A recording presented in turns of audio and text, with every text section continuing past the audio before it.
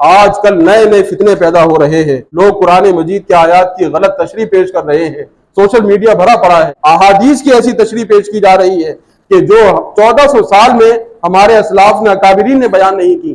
ہمیں اس سے بچنا ہوگا کہ 1400 سال میں کروڑوں مسلمان دنیا سے گزرے، تو کیا کوئی بھی ایسا نہیں تھا کہ جو ان چیزوں کو سمجھ سکتا، اور آج کا یہ شخص آ کے سمجھا ان چیزوں کو؟ تو خدارا اپنی عقل کے زوم میں نہ پڑیں۔